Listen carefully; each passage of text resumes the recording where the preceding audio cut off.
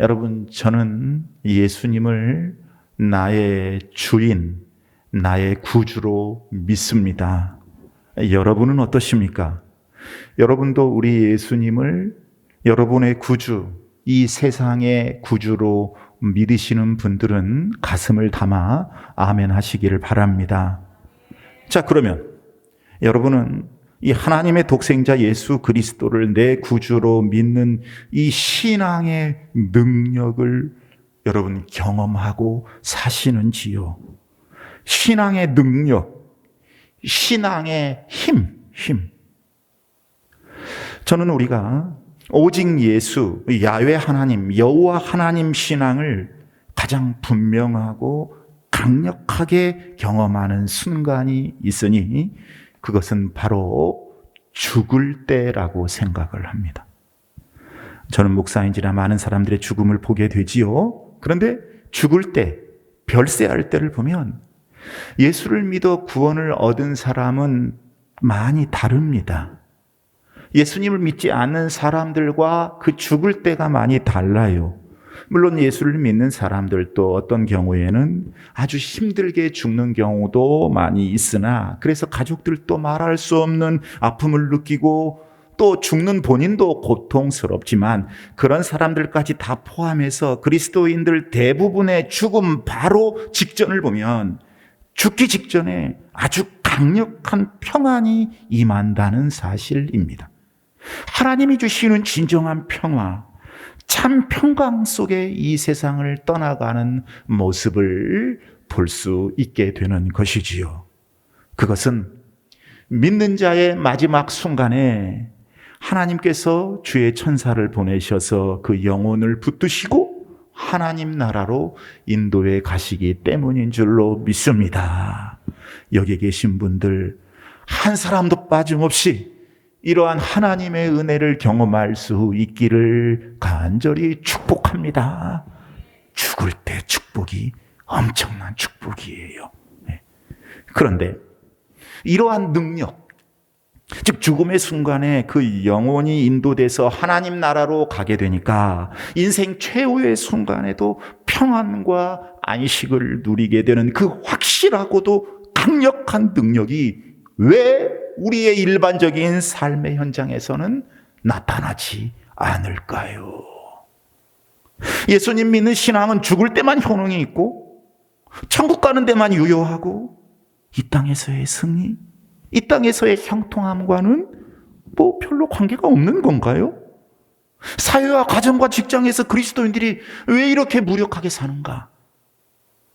기도를 통한 하나님의 임재를 경험하지 못하니 그리스도인이면서 불신자와 전혀 다를 것 없이 무기력하고 불안하고 초조하고 이런 삶을 살 수밖에 없게 되는 것입니다.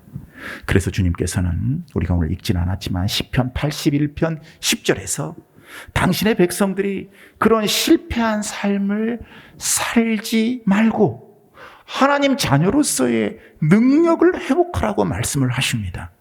자, 시편 81편 10절 말씀 읽어보겠습니다. 나는 너를 애굽 땅에서 인도하여 낸 여호와 내 하나님이니 내 입을 크게 열라 내가 채우리라 하였으나. 아멘. 여호와 하나님은 그 많은 이스라엘 백성을 고통과 압제와 핍박의 애굽 땅에서 구원해 내신 능력의 하나님이시니 그 능력의 하나님께서 우리의 인생에서 늘 함께 해주시고 인도해 주시고 지키시고 보호해 주실 것이니 그 전능하신 능력의 여호와 하나님을 향해 입을 크게 열어 기도할지어다. 간절히 갈망하며 기도할지니라. 그리하면 그 하나님께서 이스라엘 백성들을 출애굽시켜 주신 그 능력의 여호와 하나님께서 응답하시리라. 할렐루야. 이 말씀이에요. 기도해야 그리스도인으로서의 평안과 권능을 누릴 수 있는 줄로 믿습니다. 기도해야 하나님의 전능하신 능력이 뭔지를 우리가 알 수 있어요. 사랑하는 여러분, 우리가 삶을 살아갈 때 참 여러 문제에 직면하는 것 같아요. 그럴 때 어떻게 해야 되는가? 기도해야 되지요. 기도해야 되지요. 우리 예수님도 그러셨어요. 오늘 본문 누가복음 22장에 보면 예수님에게 고통스러운 십자가가 다가오고 있습니다. 여러분, 예수님은 완전한 하나님이지만 완전한 사람이기도 하셨어요. 여러분, 고통스러운 십자가예요. 사람이 십자가에 못 박혀 죽게 되는 거, 여러분, 이거 상상할 수 없는 고통일 것입니다. 이때 예수님은 점점 다가오는 그 고통의 십자가로부터 도피하지 않으시고 십자가라고 하는 현실, 그 십자가라고 하는 그 고통을 끌어안고 겟세마네 동산에서 엎드리신 거예요. 기도하신 거예요. 기도로 어려움을 극복하셨습니다. 기도로 사명을 담당하셨습니다. 기도로 그분은 승리하신 줄로 믿습니다. 그러나 그날 밤 예수님의 사랑하는 제자들은 무엇을 하고 있었는가? 오늘 누가복음 본문 45절에 보니까 기도 후에 일어나 제자들에게 가서 슬픔으로 인하여 잠든 것을 보시고, 이렇게 되어 있어요. 제자들은 이제 얼마 안 있으면 다가오는 참으로 고통스러운 현실, 선생님에게 다가올 엄청난 사건, 또 자신들에게 닥쳐올 어떤 심각하고 무서운 사건 앞에서 두려움과 불안과 슬픔을 안고 있었어요. 그러다가 잠이 들었습니다. 잠자고 있었습니다. 그때 예수님께서 잠에 빠져 있는 제자들에게 말씀하시지요. 어찌하여 자느냐? 어찌하여 자느냐? 어찌하여 자고 있느냐? 사랑하는 여러분, 이것은 오늘 이 시대를 살고 있는 우리 시대, 우리 삶의 정황과 어떤 차이가 있는가요? 너무 비슷한 거 아닌가요? 뉴스를 들어보면 코로나19로 인해 사업에 치명타를 입은 자영업자들이 많아서 그 중에 어떤 사람들은 극단적인 선택을 하기도 했어요. 경기가 너무 좋지 못해서 취업 못하는 젊은이들이 너무 많습니다. 소망을 잃었어요. 꿈을 잃었어요. 한국의 자살률 OECD 중에 1등이라고 하지요. 특히 이 젊은이들의 자살률이 OECD에서 우리나라가 1등이라고 하잖아요. 이 나라의 정치와 경제를 바라보고 이 사회의 현실을 목도하고 이 시대에 무너져가는 도덕성을 생각할 때, 또 우리 가정과 생업과 자녀들을 통해 감당해야 할 사명을 생각할 때, 우리 교회로 인하여 하나님의 소원을 일하실 하나님의 소원을 생각할 때 우리가 기도해야 되는데, 열심히 기도해야 하는데,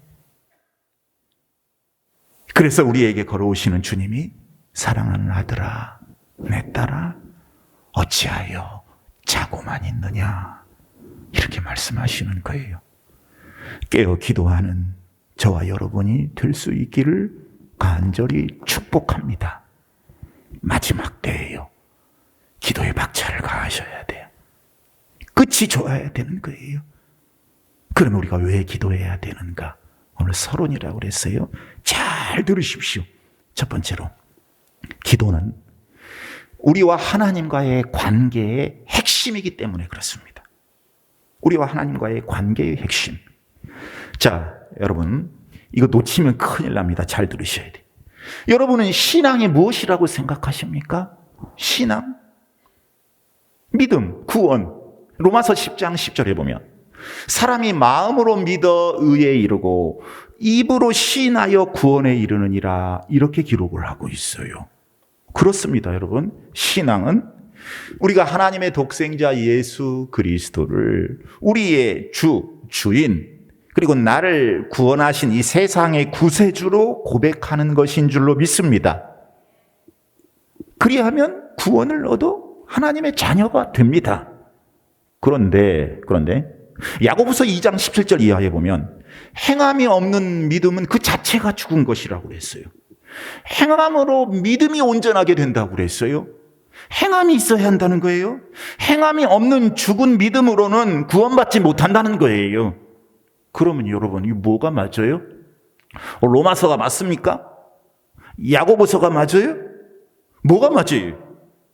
참 어려운 문제지요? 지난 우리 교회를 통해 주신 하나님의 말씀을 잘 들으신 분들은 이 부분을 쉽게 이해할 수 있으리라고 여겨집니다. 결론은 둘 다 맞습니다. 둘 다 맞아요. 로마서와 야고보서는 한 가지 모습을 두 가지 앵글로, 두 가지 시각으로 보고 있는 거예요. 자, 여러분, 신앙은 하나님과의 관계를 의미한다고 했어요. 하나님과의 뭐라고요? 관계. 우리는 하나님과의 관계로 구원을 받습니다. 하나님과의 관계로. 그냥 입술을 열어 영접 기도만 하고 아무 생각 없이 세례만 받는다고 해서 구원 얻는 것이 아니라 하나님과의 부녀 관계가 형성되어야 구원을 얻는 거예요.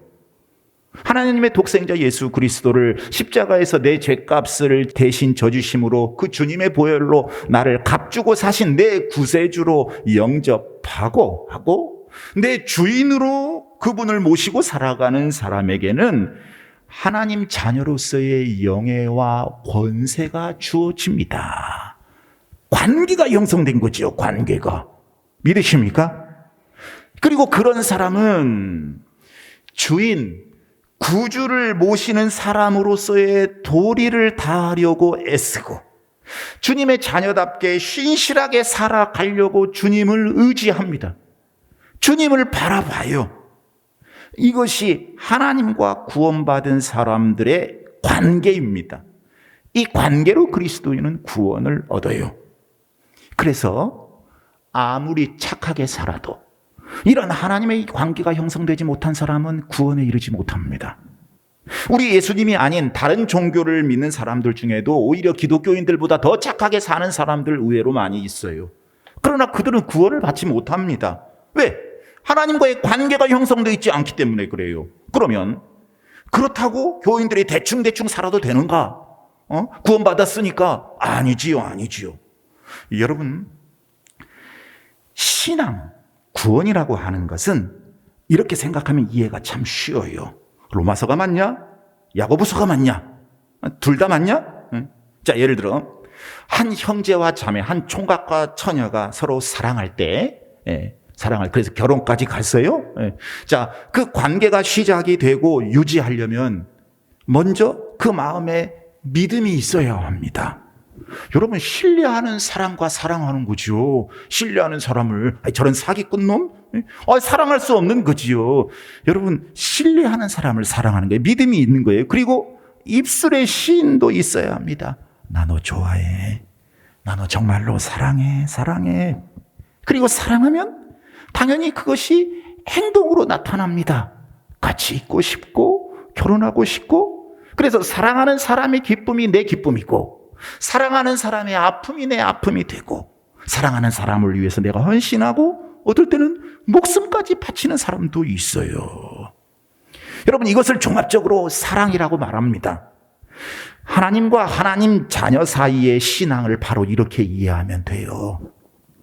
온전한 관계를 유지하기 위해서 마음의 고백, 입술의 고백, 그리고 지속적인 행동이 따라주어야 한다는 거예요. 그래야 하나님과의 바른 관계가 형성되는 것입니다. 하나님을 사랑하면 마음, 입술의 고백만이 아니라 행동이 자연스럽게 따라온다는 거예요. 이것이 관계입니다. 관계. 자, 여러분이 여러분의 자녀를 끔찍이 더 사랑을 해요. 그러면 자녀를 위해 헌신하게 되는 거지요. 그렇지요. 자녀의 소원을 이루고 싶어 하는 거지요. 자녀의 아픔이 내 아픔이니까 행동이 당연히 따라오게 되고, 자녀의 행복이 내 행복이니까 내 행동이 자연히 그 행복을 위해서 자녀의 행복을 위해 갈 수밖에 없게 되는 것이에요. 여러분, 이렇게 마음의 고백, 입술의 고백, 지속적인 행동, 이래야 하나님의 바른 관계가 형성되는데, 그러니까 관계라고 하는 것은 마음에 품은 바를 표현하고 교제하고 행동하는 모든 것을 다 포함하는 것입니다. 이게 관계예요. 이것이 하나님과의 관계이기에 우리는 그러한 하나님과의 관계로 구원받는 줄로 믿습니다. 그런데 그 관계의 핵심이 바로 기도예요. 기도. 관계의 핵심이. 그리스도인이라고 하면 믿음으로 주님을 영접하고 기도를 통해 이제 관계 중심적으로 들어가 하나님과 교제하고 소통을 하게 되는 거예요. 여러분, 기도는 하나님과의 대화잖아요. 소통이잖아요. 여러분, 사랑하는 사람과 이야기하고 싶은 것이지요. 그지요? 혹 입술을 열지 않더라도 만나서 눈으로 대화하고 마음으로 대화하고 그리고 또 입술을 열어서 대화하고 싶은 거지요. 여러분, 이 관계 중심적인 신앙으로 들어가 하나님과 교제하고 소통을 하게 되는 거, 이게 바로 기도예요, 기도. 그래서 구원받은 그리스도인에게는 기도가 절대적으로 필요한 것입니다. 왜냐하면 기도가 하나님과의 관계를 증명하기 때문에 그렇습니다. 그래서 예수 믿고 나서 제일 먼저 하고 싶은 것이 뭐냐? 기도예요, 기도. 할렐루야. 여러분, 기도라고 하는 것은 하나님과의 관계의 핵심이다. 여러분, 이 사실을 잊지 마시기를 바랍니다. 중요한 부분이. 두 번째, 우리가 시험에 들지 않기 위해서, 유혹에 빠지지 않기 위해서 기도해야 해요.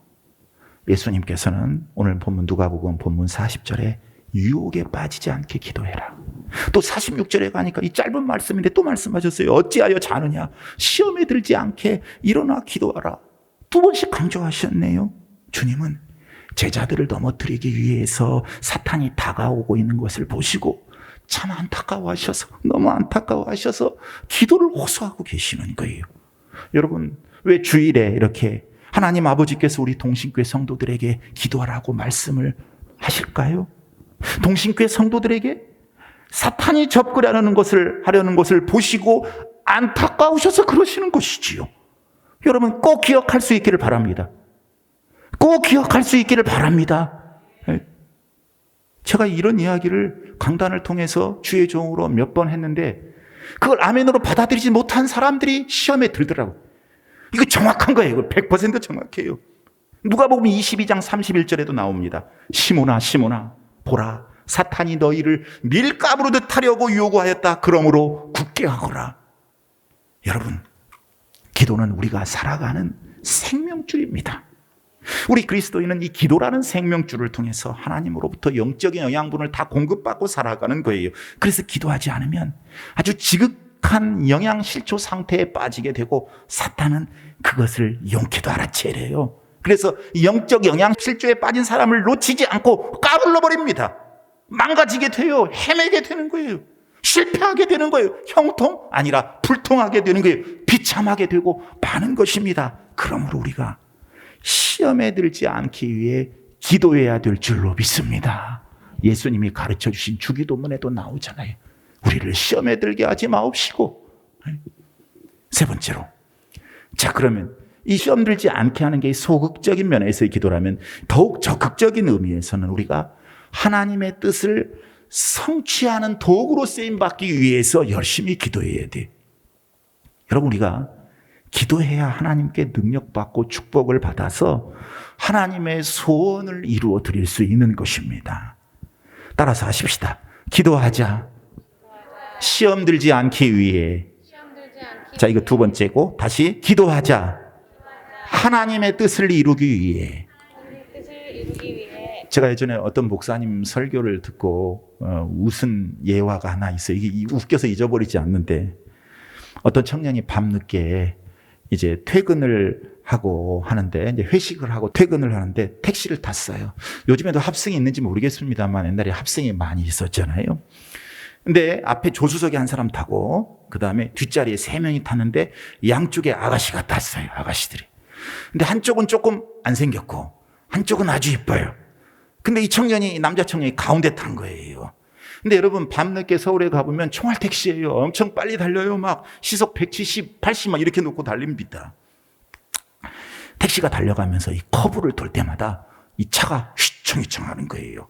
그러면서 이 청년의 몸이 이쪽으로 쏠리기도 하고 또 어떤 때는 이쪽으로 쏠리기도 하고. 그런데 좀 안 생긴 아가씨 쪽으로 자기가 기울어질 때는 이 청년 왈 기도, 주여 시험에 들게 하지 마옵소서, 이렇게 기도하고, 예쁜 아가씨 쪽으로 자기가 기울어질 때는 주님 뜻대로 하옵소서, 이렇게 기도했다는 거예요. 여러분, 근데 제가 이런 이야기를 왜 하냐면 기도는 두 가지 다를 위해 해야 되는 거예요. 시험에 들지 않기 위해서, 주님의 뜻을 이루기 위해서. 여러분 꼭 기억할 수 있기를 축복합니다. 자, 자세히는 못해요. 시간상. 네 번째. 여러분, 기도해야 하나님께서 약속해 주신 축복을 내 삶 속에서 직접 경험할 수 있어요. 잘 생각하셔야 돼요. 기도해야 하나님께서 약속해 놓으신 그 축복이 내 축복이 될 수 있다. 그 말씀입니다. 성경은 여러 곳에서 이 말씀을 강조하고 있어요. 대표적으로 에스겔서 36장 36절을 보면요, 하나님께서 시온의 회복을 약속을 해 주십니다. 바벨론의 포로로 끌려갔던 이스라엘 백성들이 다시 시온 땅으로 돌아올 것이니라. 황폐하고 황무한 그 땅을 다시 일으켜 세울 것이니 나 여호와가 말하였으니 이루리라. 이렇게 말씀을 해 주십니다. 그리고 이어지는 36장 37절에 뭐라고 말씀하시냐면 주 여호와께서 이같이 말씀하셨느니라. 그래도 이스라엘 족속이 이같이 자기들에게 이루어 주기를 내게 구하여야 할지라. 자, 시온은 회복된다고 하나님께서 약속해 주셨는데 그래도 하나님의 백성들이 하나님께 이루어 달라고 기도를 해야 한다는 거예요. 여러분, 이것이 바로 우리가 반드시 기도해야 될 필요입니다. 하나님께서는 우리에게 엄청난 축복을, 회복을 계획하시고 약속해 주셨는데 이게 약속의 말씀 아니에요. 그래서 구약 신약이잖아요. 그런데 그 복을 그냥 주시는 것이 아니라 우리가 기도한 후에야 주시겠다는 거예요. 기도해야 그 복이 실현된다는 거예요. 기도라는 것은 하나님이 약속해 놓은 것이 현실에서 이루어지게 하는 성취의 방편이라는 거예요. 우리가 축복받는 방법이라는 것입니다. 이 말씀을 시편 2편 7절에서 9절에도 나와요. 한 말씀 읽어보겠습니다. 내가 여호와의 명령을 전하노라. 여호와께서 내게 이르시되 너는 내 아들이라. 오늘 내가 너를 낳았도다. 내게 구하라. 내가 이방 나라를 내 유업으로 주리니 내 소유가 땅끝까지 이르리로다. 내가 철장으로 그들을 깨뜨리며 질그릇같이 부수리라 하시도다. 아멘. 하나님 아버지께서 하나님의 자녀들을 향해 내 아들이라 부르십니다. 내 아들. 그러시면서 우리에게 열방을 유업으로 주신대요. 그리고 우리 소유가 땅끝까지 이르게 된대요. 그리고 마귀를 철장으로 질그릇같이 부숴버리는 능력을 주신다고 약속하셨습니다. 여러분들의 복인 줄로 믿습니다. 엄청난 축복의 약속이에요. 여러분, 그래서 그리스도인들은요, 결코 약하지 않아요. 무력하지 않아요. 세상 사람들에게 세상의 악에 굴복할 만큼 그럴 존재들이 아니에요. 그런데 조건이 있습니다. 뭐예요? 내게 구하라. 하나님께 구해야 그런 축복을 받게 된다는 말씀이에요. 구하면 반드시 그렇게 해 주시겠다는 거예요. 자, 잘 들으세요. 그러니까 여러분, 기도의 내용이 정욕을 위해 잘못 구하는 것이 아니라면 우리가 기도할 때 하나님의 계획에 없는 것을 기도해서 끌어올려고 한다고 생각하시면 안 돼요. 이해가 되시면 아멘. 하나님의 계획에 없는 것을 우리가 막 끌어올려고 하고 있다. 하나님의 계획이 없는데 내가 지금 기도해서 이것이 되게 만들어야 되겠다. 이렇게 생각하면 그 기도가 너무 고달프고 힘들고 자꾸 지쳐요. 자꾸 낙심이 되려고 해요. 그게 아니에요. 하나님이 약속하신 것을, 계획해 놓으신 것을 이루려고 우리가 기도하는 것입니다. 잘 아셔야 돼요. 하나님이 이미 약속해 놓으셨다니까요. 하나님이 계획해 놓으셨어요. 하나님은 부도내신 분이 아니잖아요. 신실하신 분이에요. 약속에 충실하신 분이에요. 그러니까 하나님이 약속하신 것을 하나님이 우리가 하나님께 기도하는 것을 들으시고 이루시려고 스탠바이 나고 계시기 때문에 이게 전혀 없는 상황에서 끌어내서 하나님께 응답받으려고 하려고 지금 기도하는 것이 아니라 하나님이 약속해 놓으신 것을, 계획해 놓으신 것을 우리가 그걸 이룸 받으려고 기도하게 되면 기도할 때 믿음이 생기고 기도에 감사가 넘치고 기도에 힘이 있고 기쁨이 있고 능력으로 충만하게 되는 줄로 믿습니다. 자, 그런데 오늘 말씀에 아까 시편 2편 7절에서 9절 그렇게 말씀하셨잖아요. 근데 반대로 내게 구하라 그랬는데 구하지 않으면 많은 사람들이 열방을 유업으로 받지도 못하고 소유가 많아지기는커녕 무슨 세상 끝까지 소유가 이르기는커녕 지지리도 가난하게 살고 마귀를 때려 부수리기는커녕 마귀 앞에서 벌벌 무서워 떨며 세상과 타협하며 죄 앞에서 굴복하며 살게 된다. 그 말씀이에요. 그 말씀. 사랑하는 여러분, 저와 여러분을 위해서 우리 하나님은 놀라운 계획을 갖고 계신 줄로 믿습니다. 한 민족, 한 교회, 한 가정, 한 개인을 위해서 놀라운 계획을 갖고 계신데 이 놀라운 계획, 하나님의 뜻들이 왜 이루어지지 않냐면 기도하지 않기 때문에 그래요. 기도만 하면 그냥 스르르 이루어지는데 기도할 때 될까 말까 하는 것이 아니고 하나님이 자 스탠바이 하시고 이루어지시려고 준비하고 계시는데 기도가 없으니까 축복과 약속이 현실화되지 못하고 있다. 그 말씀입니다. 하나님은 이미 결제해 놓으셨는데 기도하지 않아서 우리의 삶 속에서 경험하지 못하고 있는 거예요.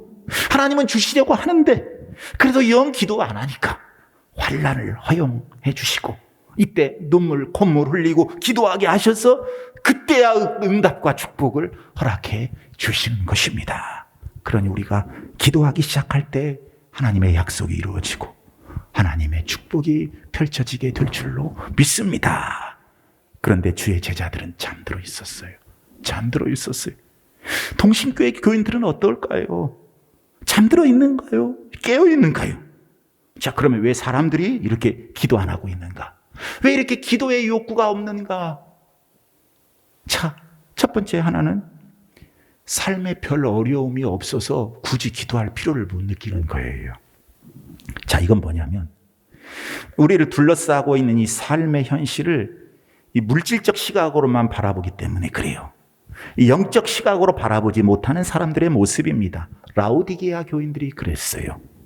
소아시아 7교회 중에 마지막 교회인 이 라오디게아 교회를 향해서 사도 요한이 전달한 주님의 메시지가 뭐냐면 계시록 3장 17절에 보면 네가 말하기를, 그러니까 라오디게아 교회가 말하기를 나는 부자라 부요하여 부족한 것이 없다 하나 네 곤고한 것과 가련한 것과 가난한 것과 눈먼 것과 펄거벗은 것을 알지 못하는도다. 영혼은 곤고하고 가난하고 눈멀었고 벌거벗은 영양실조 상태에 있음에도 불구하고 물질적으로 넉넉하고 겉모습이 괜찮은 것 같으니까 하나님께서 약속하신 영적 풍요로움에는 관심이 없고 그저 현실의 얄팍한 부요함에만 만족하게 되니까 쉽게 우리의 상태와 현실을 오판하게 되고 기도의 갈증을 잃어버리는 거예요.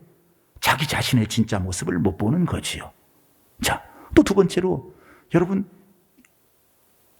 교만해지면 기도하지 않습니다. 교만해지면. 어떤 사람들은 목사님 나는 게을러서 기도 못해요. 그렇게 말씀하시는 분들이 있어요. 그건 틀린 말이에요. 여러분 기도는요 교만해져서 않는 것입니다. 기도 외에는 하나님을 의지하는 것 외에는 하나님 도움 외에는 내가 구원의 길이 승리의 길이 전혀 없다. 이렇게 생각하는 사람은 기도 외에는 살아갈 방법이 없다고 생각하는 사람이라면 그 사람은 기도하지 않을 수가 없습니다. 왜 기도하지 않은가? 믿을 만하다고 생각하는 것이 있기 때문에 그렇습니다. 믿는 구석이 있다고 생각하기 때문에 기도하지 않는 거예요. 그게 바로 교만이라 성경은 말씀하고 있습니다. 그러므로 겸손한 사람은 기도의 자리를 떠나지 않습니다. 겸손의 첫 번째 걸음이 기도이기 때문에 그래요. 나는 기도해서 하나님의 은혜를 받지 않고는 1분 1초도 살아갈 수가 없어. 나는 정말로 부족하고 연약한 존재야. 그러니 나는 기도해야 돼. 기도할 수밖에 없어.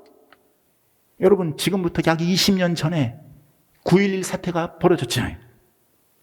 2001년 9월 11일 미국 뉴욕 맨하탄의 세계 무역센터를 이 알카에다가 공격해가지고 수천 명이 사망하고 수만 명이 부상당한 이 9.11 테러 사건. 세월이 빨라요. 벌써 20년이 됐어요. 이 테러 사건 이후에 미국에서 제일 먼저 나온 반응이 무엇이냐면 기도하는 자리에 사람들이 모여들기 시작했다는 거예요. 미국이라는 나라도, 미국이라는 초강대국도, 미국이라는 경찰 국가도 하나님의 도우심이 없이는 제대로 살아갈 수 없다는 겸손의 표현입니다. 하나님 도우심이 없이는, 하나님의 함께하심이 없으면 1분 1초도 안전하게 살아갈 수 없다는 겸손의 표현이었다 하는 말씀입니다. 겸손한 자는 기도할 수밖에 없다는 사실을 기억하시기를 바랍니다. 또 세 번째, 왜 기도 안 하느냐? 삶이 너무 고통스러울 때 기도 안 하는 사람들이 있어요. 내가 당하는 고통, 내가 압박받는 고통이 너무 힘드니까 이 고통에 자꾸 집중을 해요. 그래서 자꾸 허우적거리고 어떻게 하면 그 고통에서 빠져나올까에만 집중하다 보면 기도를 못하게 되는 거지요. 사랑하는 여러분, 혹자는 세상에서 가장 강력한 힘은 목마름이라고 했습니다. 사랑하는 여러분에게 우리 주님께서 이 기도의 필요성, 기도에 대한 갈증을 회복시켜 주시기를 축원합니다. 시편 42편 1절의 시편 기자 고백처럼 시편 42편 1절 시냇물을 찾기에 갈급함 같이 주를 찾기에 갈급한 그 이 영혼의 갈증이 여러분에게 있게 되기를 축원합니다. 시편 107편 9절 말씀을 읽어보겠습니다. 그가 사모하는 영혼에게 만족을 주시며 줄인 영혼에게 좋은 것으로 채워주심이로다. 아멘. 여러분, 줄여야 돼요. 하나님의 은혜에 너무 갈급해야 돼. 목마른 사람이 물 한 잔을 마시면 그 물이 너무 좋잖아요. 그죠? 하나님의 은혜에 그렇게 배고파하고 목말라 하는 그 목마름이 저와 여러분에게 있어야 돼요. 여러분, 기도는 우리를 살리는 힘이 있습니다. 답답하고 침체된 영혼을 일으키는 권능이 있습니다. 여러분, 설교는 사람을 움직이지만 기도는 하나님을 움직이기 때문에 그래요. 그러니까 기도는 이 땅에서 하나님의 영광을 맛보는 첩경이 되는 것입니다. 여러분, 아무리 약한 사람이라도 기도하기 시작하면 강하게 됩니다. 말씀 마칠게요. 음식에 양념이 들어가면 맛이 나듯이 여러분, 맛없는 가정, 맛없는 영혼도 기도하면요 맛깔나게 변화돼요. 맛없는 인생도요 기도하면 맛깔나는 인생으로 새로워집니다.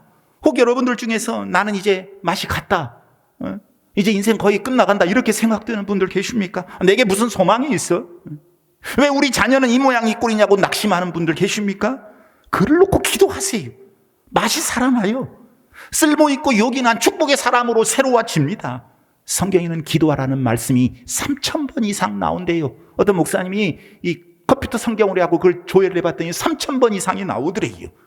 여러분, 모쪼록 기도하는 여러분들 되시기를 주님의 이름으로 축복합니다.